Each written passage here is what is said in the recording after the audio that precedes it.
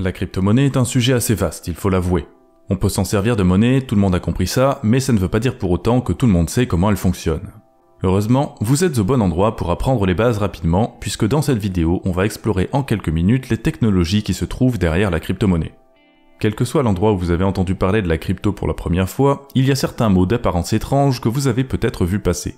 Chaîne de blocs ou son équivalent anglais blockchain, décentralisé, consensus, preuve de travail et preuve d'enjeu. Tout ça est assez mystérieux, mais vous allez voir, ce sont en fait des concepts relativement simples. Commençons par le mot blockchain. Il se trouve que nous en avons déjà parlé dans une vidéo précédente, donc je ne vais pas trop m'y attarder ici. Si vous n'avez pas vu la vidéo en question, vous pouvez le faire en cliquant sur le lien dans la description. Vous pouvez même y aller maintenant et revenir ici dans 5 minutes si vous voulez. Ce qui est le plus important, c'est de savoir qu'une blockchain, c'est une base de données faite pour que toutes les informations qui s'y trouvent puissent être reliées les unes aux autres, ce qui permet de s'en servir pour créer une monnaie. En outre, il s'agit d'un type de base de données qui fait partie de la famille des DLT, les technologies de registres distribués, qui sont faites pour fonctionner sur des réseaux décentralisés. On arrive donc sur le deuxième mot, décentralisé. C'est un mot qu'on utilise très peu dans le langage courant. Et pourtant, il peut s'appliquer à beaucoup plus de choses que la crypto-monnaie. Par exemple, on peut qualifier un État de centralisé ou décentralisé. La France est un État centralisé parce que tout se décide à Paris, les régions n'ont quasiment aucune influence. Mais l'Allemagne ou la Suisse sont un peu plus décentralisés parce qu'ils ont des Länder et des cantons qui ont un degré d'autonomie beaucoup plus élevé que les régions et les départements français. La centralisation et la décentralisation représentent simplement les deux directions dans lesquelles un pouvoir peut être partagé au sein d'un groupe. Parfois, un système centralisé est tout simplement plus efficace ou plus pratique, et parfois la décentralisation est le meilleur choix même si elle a tendance à ralentir les choses parce qu'elle permet de mieux protéger les intérêts du public. La décentralisation n'est pas une nécessité absolue dans tous les contextes, mais elle rend parfois possible ce qui était autrefois impossible, comme par exemple en matière de monnaie. Et puisqu'on touche à ce sujet, parlons d'abord un peu de monnaie centralisée. Jusqu'à maintenant, vous n'avez pu faire l'expérience que de cette monnaie-là, et ça n'a pas forcément été quelque chose que vous appréciez beaucoup. Vous avez été sujet à une inflation variable qui dépend des caprices de la banque centrale, à des limites de paiement de plus en plus basses qui deviennent ridicules, à des banques qui bloquent vos virements quand le destinataire ne leur plaît pas, et vous savez quoi ? Ce n'est même pas le pire de ce qui nous attend. En Chine, modèle reconnu de démocratie dont les prouesses dans le domaine des droits de l'homme font saliver tous les politiciens occidentaux, le gouvernement est en train de mettre en place un yuan électronique pour pouvoir ensuite complètement supprimer l'argent liquide. Et ce yuan électronique offre au gouvernement un pouvoir inimaginable. Ils peuvent par exemple complètement, instantanément et automatiquement bloquer toutes les transactions liées à une personne dont le crédit social est trop bas. Bien sûr, notre gouvernement ne s'embêtera pas forcément à mettre en place un crédit social et gèlera peut-être les actifs des gens sans prévenir, comme le gouvernement canadien l'a fait à des manifestants en février 2022. Ça déjà, c'est embêtant, mais ça n'est pas tout. Le yuan électronique est aujourd'hui programmé pour avoir une date d'expiration. Donc dans le futur, avec l'euro numérique de banque centrale, ce qui va probablement se passer, c'est que quand vous économiserez pour pouvoir acheter quelque chose sans avoir à emprunter de l'argent et vous endetter, le jour où vous regarderez votre compte épargne, on vous dira que les euros d'il y a 3 ans sont périmés. On vous obligera à consommer encore et encore jusqu'au dernier euro gagné de chaque salaire. Bien sûr, les riches, eux, conserveront leur richesse dans des actifs qui ne se périment pas comme les parts de sociétés multinationales, les îles tropicales, les métaux précieux, ou bien la monnaie émise par des gouvernements de paradis fiscaux très loin du territoire français. Il n'y a que nous, les sans-dents, qui risquons de voir notre argent disparaître de lui-même après l'avoir gagné. Ce futur dystopique que je vous présente ne sera possible que pour une seule raison, parce que cette monnaie est centralisée. Heureusement, en face, il y a désormais des monnaies décentralisées qui vous permettront de vous protéger des décisions de tout gouvernement ou société qui pourrait en vouloir à vos libertés financières. Car lorsqu'une monnaie est décentralisée, elle est conçue pour que ces entités ne puissent pas en prendre le contrôle. La bonne décentralisation du réseau Bitcoin, le plus emblématique de tous, nous permet d'avoir un système financier parallèle que les gouvernements ne peuvent pas arbitrairement censurer ou influencer. Ils ne peuvent pas augmenter comme ils le souhaitent la quantité de bitcoin en circulation, ils ne peuvent pas geler vos bitcoins et ils ne peuvent certainement pas les faire disparaître si vous économisez plus longtemps qu'ils le souhaitent. Voilà donc en matière de monnaie ce que représente la décentralisation, un moyen de protéger votre liberté face à des gouvernements qui ne respectent pas toujours la volonté des peuples.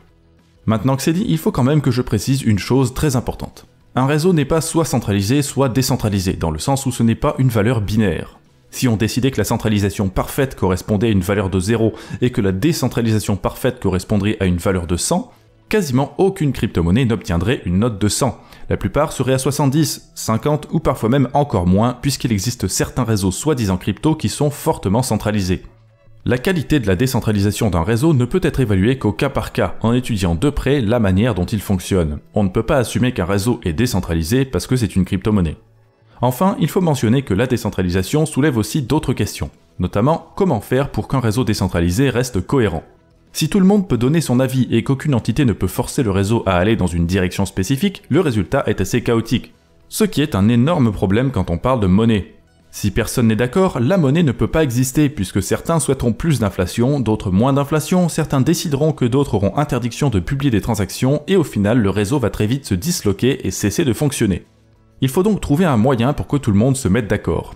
Et ça, c'est ce qu'on appelle un mécanisme de consensus, notre troisième mot de la vidéo. Un consensus, c'est un accord entre plusieurs personnes. Un mécanisme de consensus est donc un mécanisme pour se mettre d'accord. Et au final, on pourrait aussi bien appeler ça une procédure de consensus. C'est tout simplement une liste d'étapes à suivre pour s'assurer que tout le monde est d'accord. Techniquement, on pourrait même dire par exemple que le scrutin uninominal majoritaire à 2 tours est un mécanisme de consensus. C'est un processus conçu pour atteindre un consensus à l'échelle nationale et se mettre d'accord sur le président de la République. Mais quand on parle d'argent, naturellement, on ne se met pas d'accord sur un représentant. À la place, le consensus que l'on recherche va porter tout simplement sur la fonction du réseau, c'est-à-dire l'enregistrement des transactions financières effectuées. Lorsque Jean envoie des bitcoins à Jacques, est-ce qu'on accepte cette transaction? Est-ce qu'on l'enregistre pour qu'elle devienne permanente? Le mécanisme de consensus consiste à se mettre d'accord là-dessus, c'est tout. Et peut-être que ça va vous surprendre, mais la science s'y intéresse tout particulièrement depuis quelques décennies maintenant.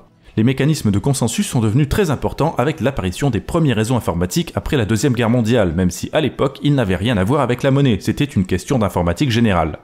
Aujourd'hui, il y a donc beaucoup de mécanismes de consensus différents, et ils n'ont pas tous un lien avec la crypto-monnaie. Le Bitcoin, de son côté, fonctionne avec le consensus Nakamoto, qui est un mécanisme de consensus inventé par Satoshi Nakamoto, le créateur du Bitcoin, mais ce n'est pas le seul mécanisme de consensus qui est utilisé dans le monde de la crypto. Par exemple, le réseau Avalanche fonctionne avec un mécanisme de consensus éponyme et qui fonctionne d'une manière radicalement différente. Et il ne faut pas croire pour autant qu'ils sont compliqués ces mécanismes. Regardez par exemple celui du Bitcoin, c'est littéralement juste une série d'étapes à suivre avec 2 paragraphes supplémentaires qui ajoutent quelques précisions. Ça ne prend même pas une page d'en expliquer le fonctionnement, n'importe qui peut le comprendre.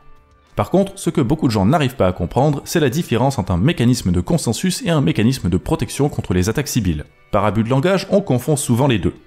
D'abord, il faut savoir que les attaques civiles, ce sont des tentatives de prendre le contrôle d'un réseau décentralisé en utilisant de nombreuses fausses identités. En d'autres mots, c'est une vulnérabilité inhérente des réseaux décentralisés qui découle du fait que tout le monde peut participer. Donc il faut absolument se protéger de ces attaques, et pour cela, les mécanismes de consensus prescrivent également l'utilisation d'un mécanisme de protection civile bien défini. Ces mécanismes font généralement partie de 2 familles, la preuve de travail et la preuve d'enjeu. Si l'on veut résumer leur objectif en une phrase, on peut dire que les mécanismes de protection civile visent à permettre à tous les participants du réseau de s'assurer que chaque personne qui décide d'y ajouter des données et d'y inscrire des transactions agit pour le bien commun, et que cette personne n'essaie pas de prendre le contrôle du réseau. Avec le premier mécanisme de protection civile qui est apparu dans la crypto, c'est-à-dire la preuve de travail ou proof of work en anglais, les participants doivent effectuer énormément de calculs informatiques jusqu'à obtenir la réponse à une énigme mathématique. À cause de ça, il faut dépenser beaucoup de puissance de calcul pour réussir à ajouter une transaction à la blockchain. Ça coûte cher en électricité et en matériel, et de ce fait, on s'assure qu'il n'est pas rentable d'essayer de manipuler le réseau. Tout attaquant va y perdre plus qu'il y gagne, ce qui est une stratégie que l'on peut voir aussi dans la nature. Ensuite, le deuxième mécanisme de protection civile le plus connu, c'est la preuve d'enjeu, proof of stake en anglais, qui consiste à mettre en jeu une grosse somme d'argent qui sert de dépôt de garantie. Vous faites un pari avec le réseau. Si vous respectez les règles, vous gardez votre argent et vous avez le droit d'ajouter des transactions à la blockchain. Mais si vous ne respectez pas les règles, vous perdez une partie de vos actifs.